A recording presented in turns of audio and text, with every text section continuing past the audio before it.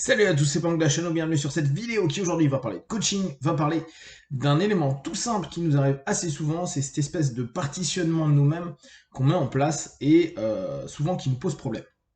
Alors, qu'est-ce que c'est le partitionnement? C'est cette sémantique qu'on a assez facilement à dire, j'ai une partie de moi qui est une, une facette de ma personne n'est pas comme ceci ou comme cela, etc. On est en train de diviser ce que l'on est en fonction de nos comportements, et on sait qu'on a plein de comportements différents, et parfois on a un peu l'impression de se dire, bah c'est un peu une guerre des parties, pour les personnes qui connaissent justement en hypnose la thérapie des parties, c'est quelque chose d'assez commun, va faire parler ton partenaire avec cette facette de lui qui est problématique. Pour les PNListes, vous avez le recadrage en 6 points.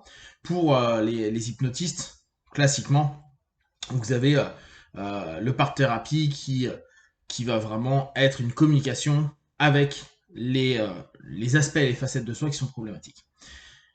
L'idée est intéressante, hein, on peut très bien bosser avec ces parties-là. Seulement, je trouve que la première étape qui est importante à prendre en tête, c'est toujours de se rappeler, mais attends, je suis pas une partie comme ça et une partie comme ça, c'est je suis globalement comme ça, et j'ai des variations. Ce qui change énormément déjà dans notre état d'esprit. Si on arrêtait de se dire, il y a une partie de moi qui ne veut pas arrêter de fumer, il y a une partie de moi qui ne veut pas faire ceci, il y a une partie de moi qui veut cela, ça nous permettra de nous responsabiliser et de nous dire, ok, globalement, et je vous l'avais déjà partagé, cette idée de tribunal et de jugement, vous savez, de dire, en gros, quand on va pas parler de tribunal ce coup-ci, on va parler plutôt d'assemblée. Il y a eu un vote, et globalement, si tu ne le fais pas, c'est que tu ne veux pas à la majorité, si tu devais partitionner. Dans ce cas-là, c'est se dire et reprendre sa responsabilité, et se dire, ok, je suis peut-être pas prêt, ou il y a des leviers que j'ai pas encore trouvés, ou il y a peut-être des étapes que j'ai à passer avant. Mais on n'est plus dans, il y a une partie de moi qui ne veut pas. Non, il y a déjà eu une résultante, et la résultante est que ce que tu voulais faire, le comportement que tu voulais avoir, la façon de fonctionner que tu voulais développer, pour l'instant, ne fonctionne pas. Et tu as décidé, alors peut-être très subconsciemment, cette réponse-là. Alors après, on pourra me dire, ouais, mais alors dans ce cas-là, on a le conscient, le subconscient, et ça peut bastonner. Mais là encore, c'est que moi, c'est que ma personne.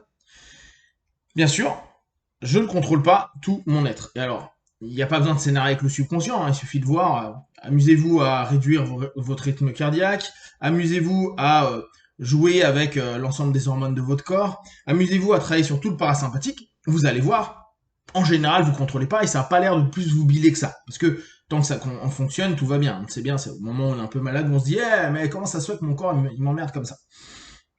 C'est la même chose avec la psyché. Néanmoins, c'est quand même nous. C'est nous avec nous-mêmes. Donc, cette problématique de partitionnement, même si moi je la trouve hyper intéressante, voire avantageuse quand on est en train de bosser en thérapie, quand on est dans le quotidien, quand on est en train un petit peu de s'en prendre plein la gueule parce qu'on n'arrive pas à avoir un feedback intéressant sur ce qu'on a mis en place, et nous-mêmes on est en train de se flageller, la première chose à se dire c'est ok, donc c'est moi. Et ce n'est pas cette partie-là et cette partie-là. Quel est, dans ce cas-là, cet aspect de moi, ce comportement de moi, qui réagit comme ça? Là, récemment, j'ai eu une séance très intéressante avec une jeune femme, et elle me disait, bah, je suis trop dans ma tête. Donc, pour nous, ça sera, je suis trop dans un centre mental. Ok? Et donc, à cause de ça, je peux pas laisser aller mon intuition. Donc et elle m'expliquait très bien, hein, j'ai deux parties qui s'opposent. Alors qu'en réalité, bah, elle est juste un centre mental, et parce qu'elle est un centre mental, elle va pouvoir déployer d'autres aptitudes, mais qui vont devenir en secondaire, qui vont être des supports. Vous vous souvenez, en énéagramme, je vous avais donné à un moment une sémantique, où j'avais dit qu'il y avait une transmère, une transpilier, et une trans d'ombre. Mais la pilier, je trouve qu'elle est intéressante. On a souvent cette facette en nous où on va avoir quelque chose de premier et qui va être complété par une autre facette intéressante. En étant toujours la même chose, mais d'un point de vue comportemental, en gros d'un point de vue stratégie interne, si on utilise autre chose que le mot partition, on a développé un ensemble de schémas où bah, on a réussi à faciliter certains aspects de nous-mêmes. Exemple, moi je suis plutôt un centre instinctif, Et vu que ça m'a pas forcément toujours aidé, j'ai développé non pas mon centre émotionnel, mais plutôt mon centre mental.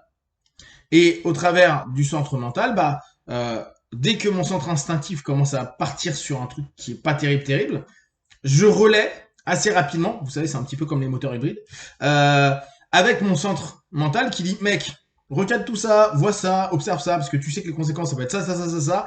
Et là, j'ai mon être qui commence à être, ok, bah oui, c'est logique. Je vais tendre à décider, parce que n'oubliez pas, hein, vous avez encore cette notion de choix. Le choix détermine une action qui détermine ma responsabilité. Et à ce moment-là, c'est un support. Pour cette jeune femme, elle avait un côté hyper intuitif.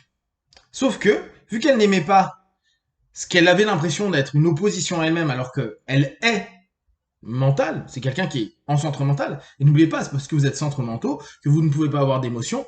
On en parlait hier avec un copain qui est très centre mental.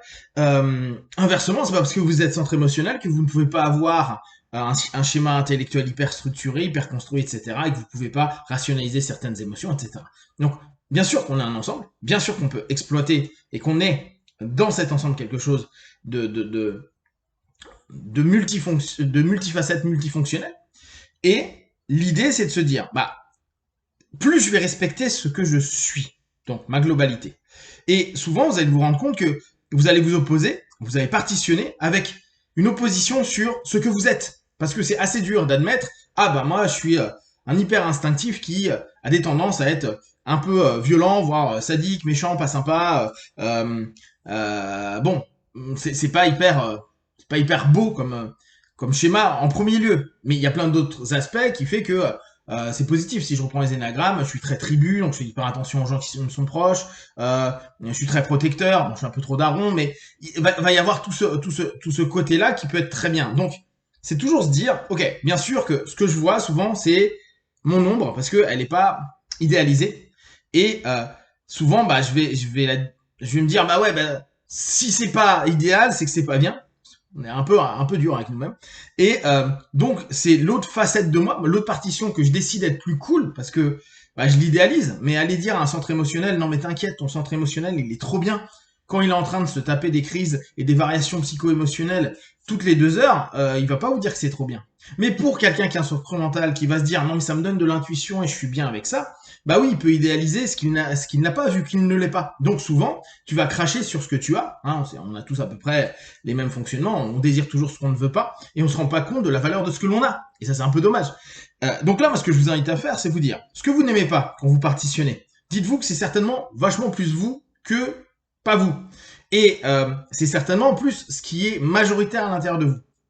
Et prenez un instant pour simplement respecter.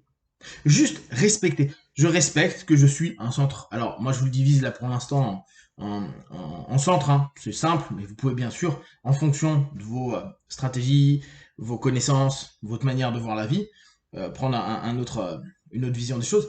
On va plutôt avoir un avantage émotionnel, un avantage instinctif ou un avantage corporel, mais on a toujours les autres. On est une unité. C'est juste qu'on va avoir en fait des taux d'exploitation, des taux stratégiques qui vont être différents.